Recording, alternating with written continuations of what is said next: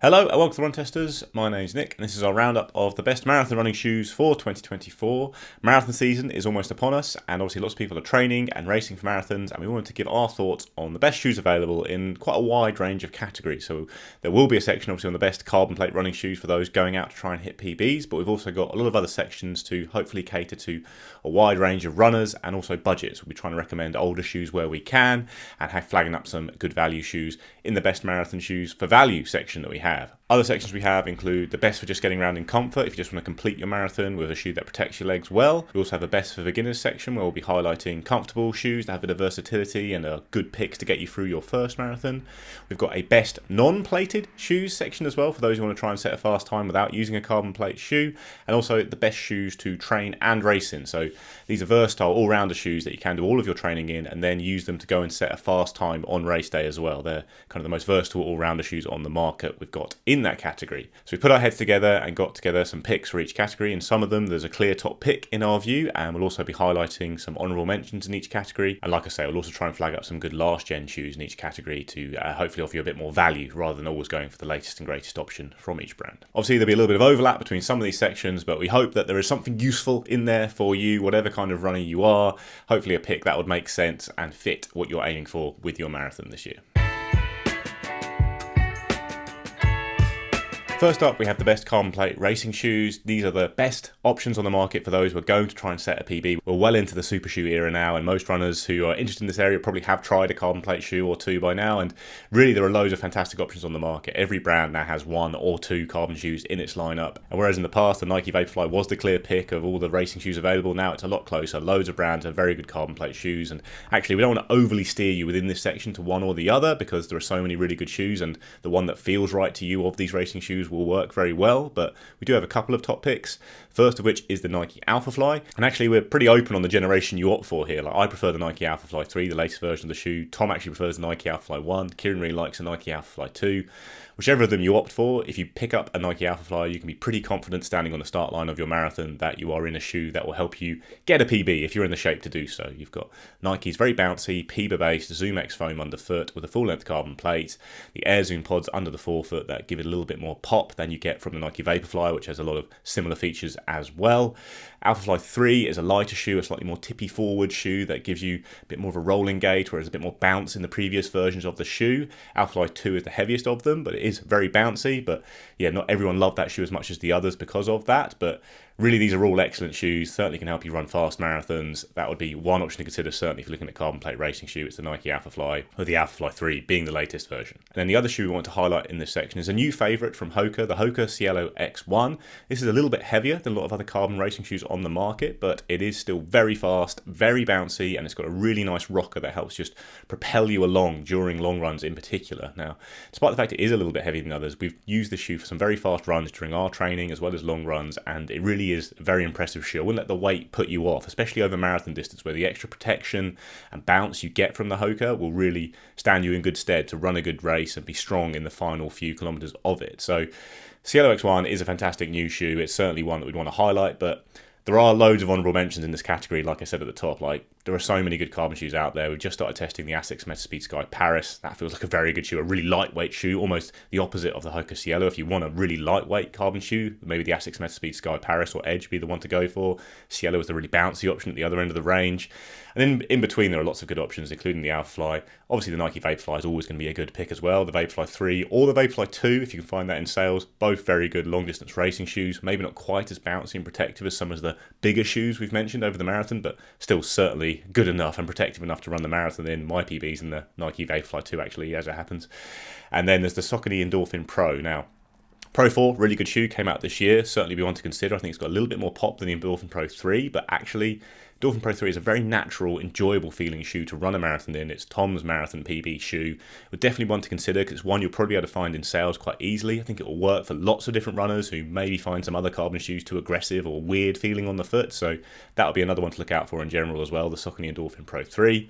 But having tested so many carbon shoes from so many brands in recent years, certainly would say that a lot of it does come down to personal preference, the kind of feel you like underfoot, with a couple of outstanding options. There's also the Adidas Pro Evo 1, which we haven't tested, but is now the top choice for Adidas Elites, but it's very expensive and hard to get hold of. But yeah, that's another good option, I'm sure, if you can get hold of it. When it comes to choosing a marathon shoe, as a beginner and first time marathon runner, you're guaranteed a PB no matter what happens. So I think one thing trumps all else, and that's reliable comfort, not just for the first hour of the marathon, but for the long hours you're going to spend on race day and in training on your feet. You want a balance of cushion protection plus a reliable, stable platform to land on when you're running well, and really crucially when you're running ragged with tired form late into the run. You want a shoe that's almost going to disappear into the background and let you get on with business and perform with consistent comfort from that first mile to the last. At some point, the marathon always becomes a battle, no matter what you do, and you don't want to be fighting shoes that only really work best when you're moving at your best with your best form, and that can happen with Carbon Racers. So we've got two shoes here that we think fit that bill best of all for beginners. Now the first is a big favourite of mine. It is the Saucony Ride 17. This is a shoe that offers excellent disappearing comfort from the moment you lace it up. There's a no-nonsense design to the heels, to the tongues, to the uppers, and a really smooth ride that balances cushioned landings with rolling response and pretty springy energy overall for a bigger shoe. It's a very easy shoe to run in across a range of paces. It's not entirely effortless, but you know exactly how each step is going to feel in this shoe. The Power Run Plus foam midsole provides a softness that takes the edge off your landings, but it's not too sinky and sapping. It bites back at the right time. And along with the rock ring and speed roll geometry you've got here, you get smooth transitions and a happy clip along from that rocker ring, whether you're moving slow and easy or you're pushing things slightly more up tempo. This is a shoe that has got your back for all the different levels of freshness to fatigue that you're likely to face in a marathon. It's not the fastest, it's not the most energetic shoe by a long stretch, or in fact the lightest, but there's a reliability here that makes it a really good workhorse and a versatility that can handle much of your training as well as that race day when you need the comfort. At £135 or $140, it's pretty good value too. But most of all, think of this as a faithful friend that you know will be there when you need it, when things get tougher on race day. Now, our second top pick for beginners is the Brooks Ghost Max, another shoe with excellent fuss-free disappearing step-in comfort and oodles of underfoot protection from the road thanks to this big stack. This one has a bigger stack of soft DNA Loft version 2 foam that's tuned medium soft to soft, and it works with a rocker to help create a kind of easy clip-along feel. At 10.3 ounce or 293 grams, it's about the same weight as the Ride 17. So again, it's not the lightest, it's not the snappiest shoe going, it's not the liveliest, but it's nicely balanced. There's a nice natural roll through. The midsole takes the edge off the road as you need it to without being too pillowy soft. So you get good protection for tired feet, particularly later into the runs, without energy sapping that comes with some softer, bigger stack shoes. Like the Ride 17, there is a nice wide platform to run off here that makes for good reliable landings and overall good stability. And the Ghost Max serves up a consistent comfort as well and performance. At £140 or $150, it's a good value workhorse along with the Ride 17. It will cover a lot of your long training mileage as well as the race. Now finally, we've got a couple of honourable mentions for shoes that you might consider here. One of them is the Asics Nova Blast 4, a big max cushion shoe that offers an easy, reliable, roomy fit. It's quite a big wide toe box and a pretty good balance of cushioned landings, but some big springy midsole energy in the ride. It may feel like a bit more shoe on the foot, but some heavier runners might find the big stack that you get with this affords more protection over the long haul of a marathon. And at under 10 ounces, the Nova Blast 4 is actually lighter than our top two picks. If you're running really well, it also responds to shifts up through the gears quite nicely. So if your marathon's going very well and you're feeling good, it will respond in kind, as well as look after you when you kind of rock back. We also wanted to mention the Puma Velocity Nitro 2 and now the Nitro 3. The Nitro 2 has long been among our favourite shoes, and the Nitro 3 offers basically more of the same here. Excellent reliability, a mix of soft enough landings, good response, easy fit and comfort. Another great, good long mileage shoe that just sits there doing its thing, allowing you to grind in comfort, well protected. The Nitro 3 is slightly heavier with a larger midsole stack now, but it remains a shoe that's built to handle a wide range of runs, from training up to reliable race day comfort. And it's also one of the best value shoes, going at £110 or $130. It's a great shoe to have in your locker as a beginner runner and a first-time marathoner. Our bottom line, running shoes are not cheap these days. And if you don't have the luxury of a running shoe rotation where you can save one shoe or a couple of shoes for your training and also keep something for your race day, a little bit like we all do have on the channel, then we understand and we do know there are some options out there that you can look at that won't break the bank for you, and it can cover that training time, but also be a shoe that really delivers on that race day when it comes to your marathon. Now, our top value marathon shoe pick is this, the Puma Velocity Nitro 3. And we'll also mention the Velocity Nitro 2, which is the older shoe, but also still worth looking at. And it is even cheaper and more affordable than the Velocity Nitro 3. Now, we talk a lot about the Puma Velocity Nitro on this channel. And ultimately, the reason we do is because it's a very, very good shoe. It's a versatile shoe. It's an affordable shoe that definitely performs above its price tag. Now, the first thing we'd say, the versatility of it. This is a shoe that you can use to kind of run long in, but also it can handle up-tempo runs. A big part of that is what you're getting in this midsole. It's a dual density midsole makeup here. So you're getting Puma's Nitro foam, which gives you that bounce and that kind of more enjoyable feel in the ride. But then you're also getting a level of kind of firmer foam in here as well to give you that protection over those longer distances as well. It's a pretty light shoe as well for kind of a cushioned daily trainer as well. And on the upper side of things, you're getting something that's comfortable, pretty breathable as well too. On the Velocity Nitro 3, it's a little bit more supportive in terms of the upper, where it's a little bit more relaxed and a little bit more comfortable on the Velocity Nitro 2. But ultimately, the ride is very similar on both these shoes. You're also getting really strong outsoles, and that's really kind of a big thing that we've loved about Puma shoes in general. The Puma Grip outsoles give you something that's going to hold up in terms of a shoe that you're going to run a lot in, but also give you that level of grip over dry and wet conditions and help you kind of corner where if you've got runs and routes that are going to be a bit more twisty. These are shoes that are going to handle that. So if you are looking for a good value marathon shoe that can cover your training time, but also be a shoe that works really well over that marathon distance as well, we'd say go for the Puma Velocity Nitro 3 or the Velocity Nitro 2 if you prefer an upper that maybe feels a little bit more comfortable in places, but also is a touch lighter than the Velocity Nitro 3 as well too. If you're looking for some other affordable marathon shoe options to have a look at that maybe have a slightly faster edge to them, there are definitely a couple of shoes that we think are worth highlighting here. The first being the Saucony Endorphin Pro 3. And obviously the Pro 4 is on the scene now, but we still think this is worth looking at, worth trying out. And ultimately it's going to be cheaper now that the Pro 4 is here as well. Now, the key things that makes a great shoe, you've got that carbon plate, you've got a super light design here as well.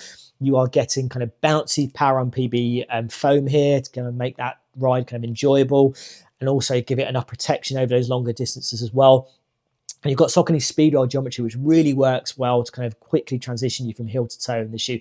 And you've got an outsole here that definitely means it can handle some kind of training runs and those kind of longer marathon training runs, but also is going to be something that you can use for a marathon and maybe use for more than one marathon as well. Another shoe worth looking at is this. This is the Asics Nova Blast 4. Now, the Nova Blast is kind of a bouncy cushion daily trainer style shoe. And in terms of the new Nova Blast 4, it definitely has a little bit more emphasis, we would say, on getting you to run a little bit quicker in the shoe. But you've got a nice comfortable kind of upper here that's going to soak around your feet and give you that comfort at those longer distances. You get a strong outsole as well here to handle kind of regular run outs and kind of go that distance, that marathon distance. But also the ride is solid, it feels good. As I said, it maybe isn't as enjoyable or as excitable as the bounce in previous Nova Blast, but ultimately I think it's going to give you that protection and a memorable enough ride to make it a good shoe to run at that marathon distance. There are loads of reasons why people run marathons. You might be doing it because you're wanting to get a new PB. You might be trying to get a Boston qualifier or a good for age time in London. Or you might be a beginner and you don't really know what to expect from the marathon. So it's more of a test to see how well you do at that distance and what it feels like to run a marathon. For a lot of people, it's really about crossing that finish line. And for those people, the most important thing is comfort when it comes to crossing those 26.2 miles. So there are loads of race shoes out there which are designed to really give you efficiencies over different distances. They're designed to make you run as fast as you can and give you possible marginal gains towards getting the time that you want. But those shoes aren't often designed to be very comfortable, and some of them aren't really that comfortable if you are running that distance in them. So the shoe that we picked as our best option if you're looking to run a marathon in pure comfort is the New Balance Fresh Foam 1080 V13. Now this is an interesting shoe because I've never been a massive fan of the earlier versions of this shoe. They were a little bit too firm for me. They didn't really seem to do a lot. They didn't offer any sort of impressive cushioning or comfort, and I never really got on with those shoes. This shoe is a big overhaul on the older versions of the 1080 range, and the main thing about it is this midsole foam. So the Fresh Foam X midsole foam in here is different than what is in the previous versions. It's significantly softer, and you can really feel that when you're out on the run. It's a really comfortable shoe to run in. It really squishes the foot in comfortably, really feels like it's minimizing any impact. And it's just a lovely shoe to wear. It's one of my favorite shoes for longer runs, recovery runs, easy runs, all those sorts of runs where my main focus is just doing the distance and just feeling like the shoe on my foot is just really, really comfortable. It's nice and breathable, and it has got pretty good outsole on it as well. So it's all in all a really good, solid shoe for covering any distance in. The only issue that you might have, which you probably won't have if you're running purely for comfort and trying to cross the finish line, is that it's not particularly a very versatile shoe, and that's because that midsole is quite soft. So if you are picking up the pace in this shoe, it's quite hard to do because it is quite soft, and it does minimize any sort of bounce back or responsiveness that you would get from some shoes that maybe have a firmer midsole. But if you're looking just for comfort and cushioning, there's very few shoes that really match this. It also has a leaner stack than a lot of Max Cushions options that people buy for softness as well. So even though it's a really soft shoe, it's actually a little bit smaller than what you'll find in some of the other options that are out there. Other notable mentions for shoes that you might wear if you just want to do a marathon in pure comfort is the Brooks Ghost Max. Now this shoe is different than the 1080 V13. It's a bit firmer. It's a little bit more stable than that shoe. And is a little bit more responsiveness as a result. I'm not a big fan of this shoe when it comes to longer distances because I really like soft shoes, but it is a good balance. And if you're looking for something that has a little bit of softness, plenty of cushioning in, and a little bit of responsiveness, this is a very good option, and it's really comfortable as well. So worth a look if you're looking for something that's just a little bit firmer than the super soft 1080 V13. Another great option is the Brooks Glycerin 21. The Brooks Glycerin line has long been associated with comfort and cushioning, and it's been one of my favourite shoe lines for quite some years. Over the past couple of generations of the shoe, it has this new nitro-infused midsole foam, and it's a really nice midsole foam. It makes it a really good shoe if you're looking for comfort and cushioning, but it's also a little bit more versatile as well. I've actually raced in the Glycerin 20 over 10 miles, and I found that it was surprisingly versatile for a shoe that was really designed as a cushioned, easy day shoe. So it's definitely a good option if you're looking for a marathon shoe that has got a good balance of a nice wedge of cushioning, but also means you can pick up the pace a little bit and have a little bit more responsiveness than some cushioned shoes. Another mention, and this is one of my favourites, is the Saucony Triumph 21. This is very similar to the Brooks Glycerin 21 in how it delivers on the run. It's got a fantastic Power and Plus midsole foam, which has a little bit of bounce in it. It's nicely soft. It's also quite balanced as well, but it's probably a little bit bouncier for me than the Glycerin 21. It also has a really comfortable new upper design to it, and it's just a fantastic all-round shoe. The Triumph range used to be more of a heavy cushion shoe, but now it's become a bit more of a daily versatile option. For me, this is one of the best options by far for a marathon distance if you want comfort, and if you want to have a little bit more flexibility into maybe picking up the pace a little bit, because this shoe is just very, very good at lots of different types of runs. Our last notable mention is the New Balance More V4. This is a shoe that I talk about a lot on the channel. I love cushion shoes. This is why I'm doing the cushioned comfort shoe section. But the New Balance More V4 is by far one of my favourite ever shoes when it comes to just enjoyable miles. It has a really wide base on it. The cushioning inside it is different than what's in the Fresh Foam 1080 V13. It's a little bit firmer, but it has a lot more of it in there. So it has a lovely rocker rolling action in it, really sort of moves you ahead nicely with this really stable, thick platform. It's just a lovely shoe to wear if you're looking for a smooth, comfortable ride. And I use this for a lot of my easy runs and recovery runs and daily runs as well when I just want comfort out on the run. So New Balance More V4 also worth looking at.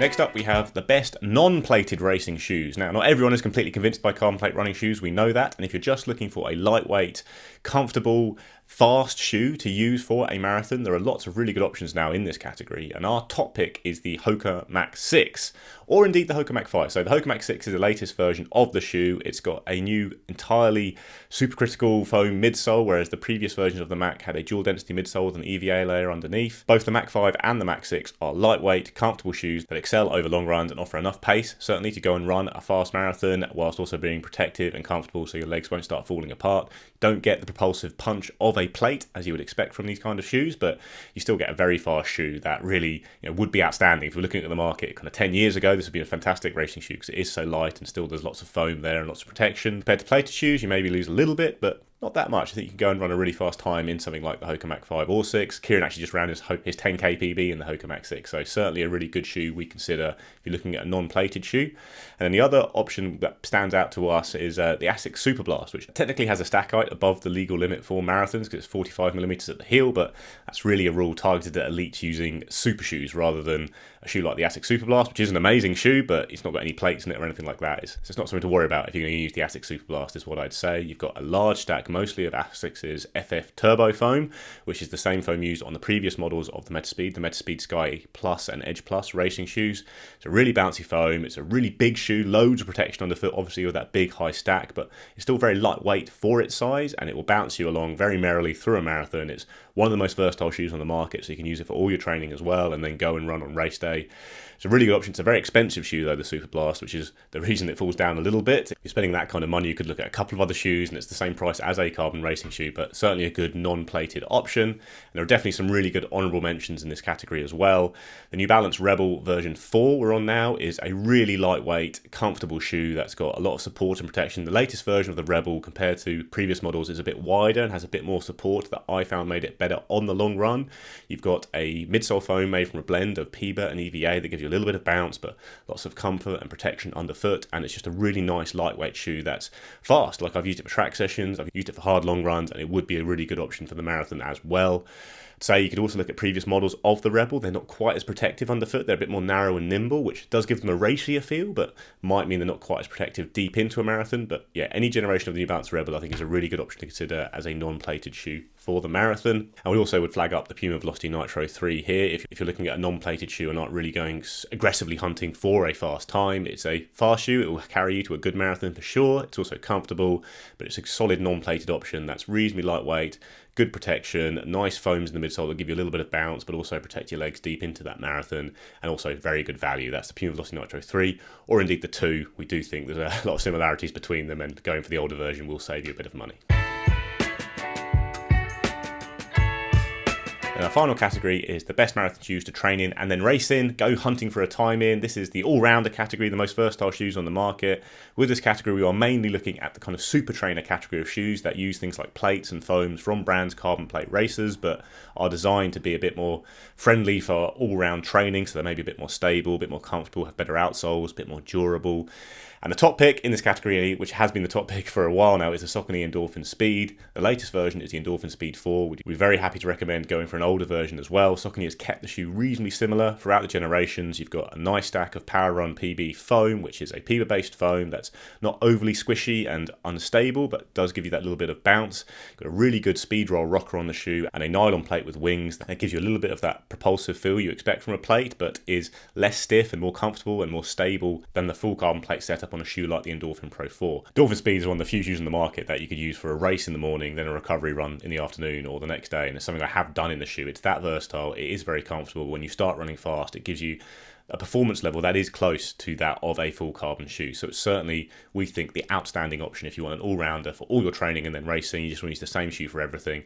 Endorphin Speed is the best shoe on the market if you're then going to go and try and run a fast time on marathon day. If you're not so fussed about the time on race day, you could look at a more cushioned shoe, but that is an outstanding pick for us. Then there are some other excellent super trainers available on the market. Adidas Boston 12 is a favourite of mine. It's a really lightweight shoe with a dual density setup that uses a top layer of Asics' Light Strike Pro foam, which is the foam found in their top racing shoes, and it's got a really nice bouncy feeling, but With a dual density setup, it is a bit more comfortable and durable and stable for relaxed runs. I enjoyed doing very easy runs in that shoe and long runs as well at slow paces. It's got a very nimble feel if you then are going to go and up the pace, and it's a good racer at any distance really. It does feel very light and nimble underfoot. It's not quite perhaps as comfortable and stable for easy runs as the Endorphin Speed, and the upper needs a little bit of work in my opinion. It's a very racy upper, which is obviously good on race day, but the rest of the time it can be a little bit uncomfortable and hard to get in the right position. But Boston 12 is another very good all-rounder shoe. Asics Magic Speed 3 similarly. Now, it's a bit more lightweight and race-focused than the other two, and some people might not love it for general training, but I did quite enjoy easy running in that shoe, and it's certainly got a really racy feel. That is very close to a full carbon shoe in terms of the level of performance you get from the Magic Speed. Hasn't got Asics' best foam in the midsole, but it's got a lightweight design and a plate in there. Another really strong option. And the Asics Superblast, which we mentioned in the best non-plated shoes category as well.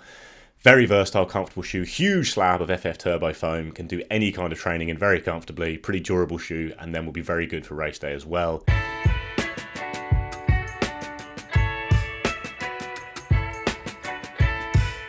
Alright, that is a whistle-stop tour of the best marathon shoes available in a wide range of categories. Hopefully there was something there that was useful for you. Please dive into the comments if you have any questions that we didn't address in the video. Please do like and subscribe, ring the little bell. Those things really help the channel grow, and we will see you next time.